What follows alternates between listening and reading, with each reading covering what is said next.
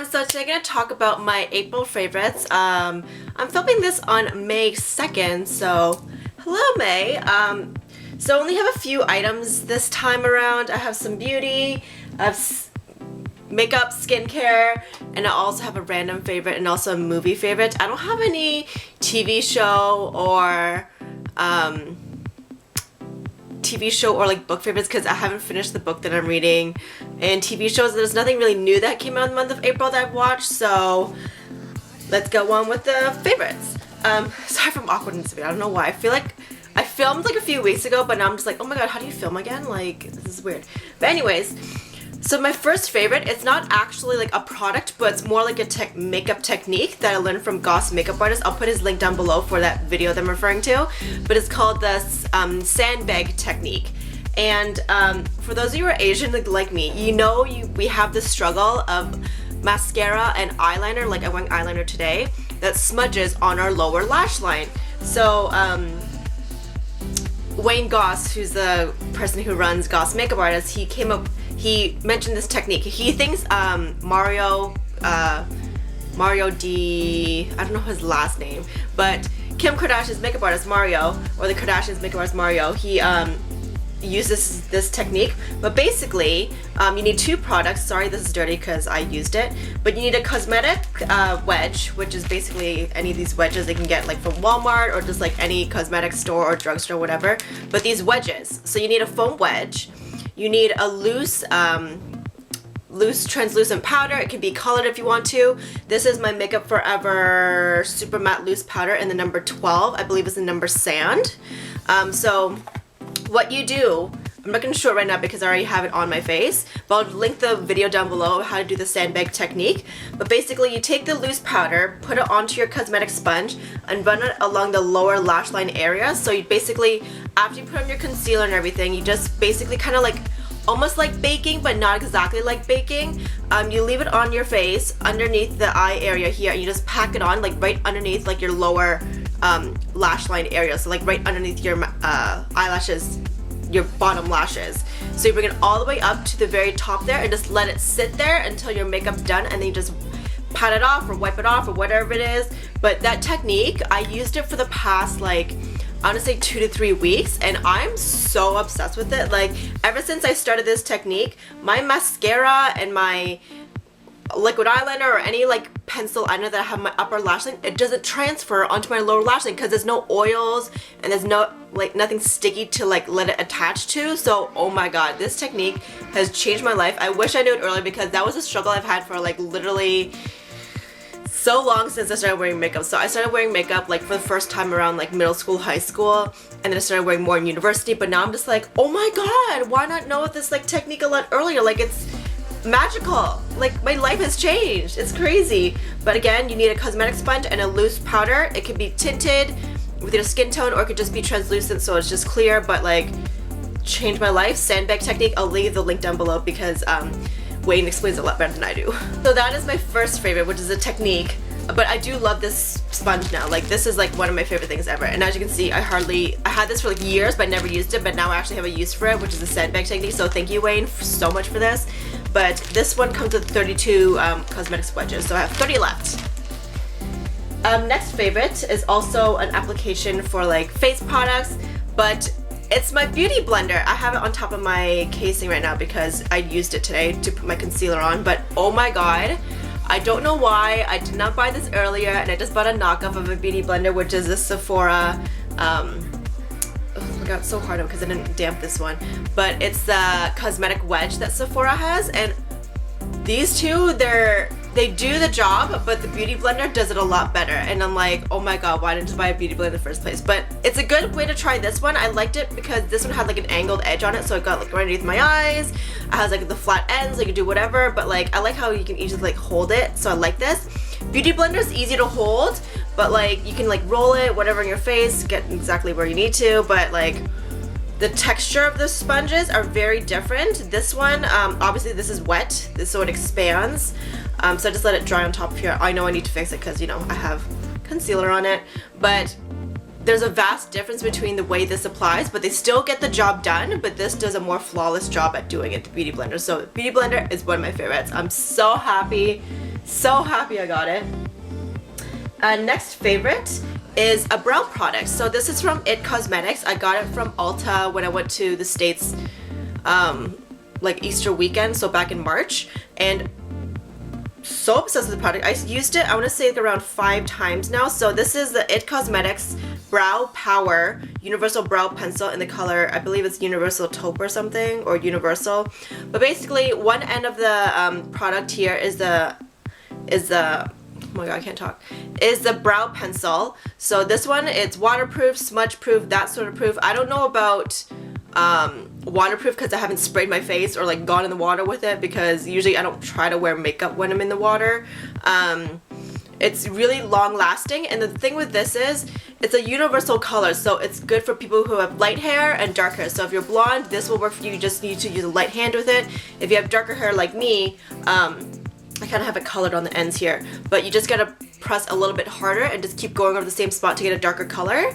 And I was at a party one time for my friend's birthday, and I got complimented on my brows. I'm like, oh my god, it's because I was using this product. People usually comment how they like my brows because it's like, you know, I have like thicker brows than like normal, like everyday people, because people usually have like that finer brow or like a more defined like look, but for me, I like bigger brows. I don't know why. I think because I like how it makes me look younger, even though I want to look older, but you know what I mean, like my brows are big. So the other end of this product is the spoolie. So when I use this product, I use this side first and then I turn around and use the spoolie. So love it. So I highly recommend this if you can get it. Again, it's the It Cosmetics Brow Power Universal Brow Pencil in the color Universal Taupe. Okay, next product. I never thought I would actually like this product, but I want to put a mascara in one of my favorites because I don't know, I haven't talked about a mascara that I loved in like a really, really long time, and I feel like this one needs a mention. So this is the YSL Mascara Volume Effet Faux Cils in Babydoll. So this is a sample size of it. I got this in a lash stash from Sephora like a few years ago. My friend gave it to me for my birthday, and I finally got around to using it. So I believe it's a color, what's the color? It's just a black one. But again, it's the YSL Babydoll Mascara. It's a volume mascara, and it's called Effet Faux Cils, which is like the French version. But this is a brush, so it's a rubber bristle brush. It's kind of similar to one of the. It's kind of like a skinnier version of the what's it called? CoverGirl Lash Blast, but it's more like a straight version of it. So it's that type of silicone brush. I'm wearing it on my lashes now. I'm not sure if you can see, but my short Asian lashes. It does give me volume. In regards to the curl though, it doesn't really, it holds my curl but not for long periods of time. I do curl my lashes before I put mascara on them, but I do like the effect that this gives. It doesn't smudge on me with the sandbag technique, which is awesome, because I know my Maybelline the Falsies mascara, for some weird reason, even with the sandbag technique, it still smudges on me. So I don't know what's up with that mascara, maybe because it's still too wet, but this mascara is amazing. I would probably, if I had the money to buy it, I would totally buy the full size of this YSL Babydoll mascara. So yeah, I would recommend this mascara to people who have who want more volume and who have the money to buy higher end mascaras, because for me, I'm fine with drugstore mascaras because I use it like an everyday thing, and like if it's like a luxury sort of thing, or like a special event, I'll use like a really nice mascara like this YSL one. And it's smudge proof and I love it. Oh my god. And it's great. Great. I love it. So my next product is the Makeup Forever Step 1 Skin Equalizer in the Nourishing Primer. I think this is the number 4 one, I believe, the Nourishing, or number 2. But this is for people who have dry skin. So previously I bought the half-ounce version of the hydrating primer, but the hydrating primer, that one is meant for people who have normal skin. So the Nourishing primer is for people who have dry skin, aka me. So I don't know why, but I didn't look into it further enough, so I'm like, oh, I'm supposed to get this one. So I bought this at the Sephora VIB sale, and I'm obsessed. I've used this all over my face. I've used it like today. I used it just underneath my eyes and also on my pimple area here, because I was about to put some concealer there, and I want to have the concealer sit on a Nourishing primer so it doesn't dry out my skin. So yeah, I really like this product. It's really great. It lasts all day. I haven't had any issues with it where I feel like dry in certain spots, except my parts of my eczema, because my eczema is a special case, so it's hard to super hydrate that eczema. But yeah, again, love this product. Makeup Forever Nourishing Primer Step 1 Skin Equalizer. yes, love it. Next is a skincare favorite. So I believe I mentioned this product so many times before. I know it's like sound like a broken record, but it's so good. So this is the Clean and Clear PersaGel 10. It's a 10% benzyl peroxide acne medication, and this is maximum strength. So this PersaGel 10, you can only get it in the States. In Canada, you can only get PersaGel 5. So the reason why I'm talking about this product again is because, so I mentioned how I use this product on my pimple. So I have a pimple, like, where is it? Where did I feel it? Okay, I had a pimple right here. So like, I believe it was the beginning of April I got the pimple, and like, I didn't pop it at all. It was growing, it was growing. Like, it was like huge obviously, but like, it was like, I can feel it. I'm like, seeing it coming through, like, oh my God. So I kept applying this every single morning and night, and it helps so much with my skin. So I still feel a slight bump there, but like the redness of it, the color of it, and just like, I didn't like try to like pop it or anything. And this has helped it make it disappear. And I was so impressed because like, I thought this product was better for like, after you pop the pimple, you put it on, that sort of thing. But this is great before and after. So this is amazing. So it's still slightly going down. It still feels a slight bump there. It's a little bit of discoloration. Like, so it's kind of like, it's not red, but it's more like a darker like spot on my skin right now. But it's not too dark for my actual skin tone. So it's not like super obvious I have a pimple, but this magical powers, like, oh my God, like I need to, so good, so good. So random favorites now. So the next, I have this random favorite. So this is my power bank that I got from eBay. I'll put the link down below if you can find the email where I first purchased this product. But this, I carry it in my purse sometimes I leave it in my car, but whenever I need like juice for my phone, because I have an iPhone 5, I use this and I love it because it lasts a really long time, because since it's so big, it lasts like several charges. I charge my iPad with it. I also carry it around the house so I don't have to carry my outlet charger in the house, so I just carry this with me. I am like obsessed with this product. The only downside, so when I first bought it, this is just my iPhone cord thing, but when I first bought this product, it just came like this, and it came with another charger that's adapter. So it's one charger and it comes with 3 different adapters. So it comes for 3 or 2, I can't remember. I think, oh no, 3. So it came with the old iPhone, like the 4 volts or whatever, like the one that's a little bit wider.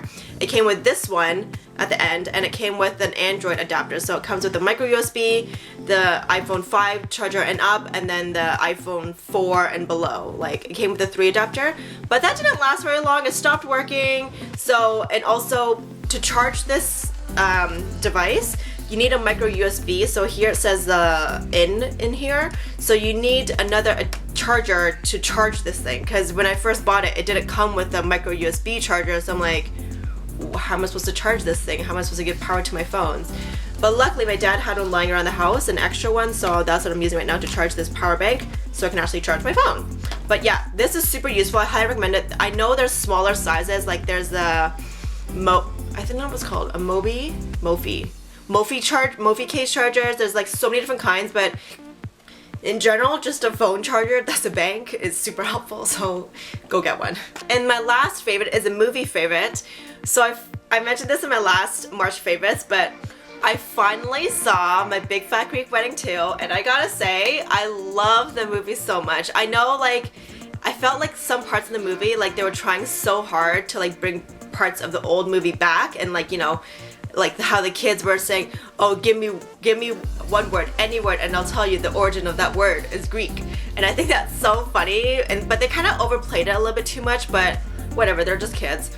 But I love the whole storyline behind it, and how like they're trying to get their daughter to marry a Greek guy, like the whole cycle all over again, like trying to get married, like she looks old, blah blah blah. But like, it's so cute. I love this story, and I don't know why, but like, I know my Vietnamese / Chinese family is like not like a Greek family, like the way they're showing it there, but my family is loud. They're like, oh, when are you getting married? They love feeding us like crazy, like keep eating. I don't care if you're vegetarian, just keep eating. And like, I don't know, just have the power of family and just like the unity that they have in the movie.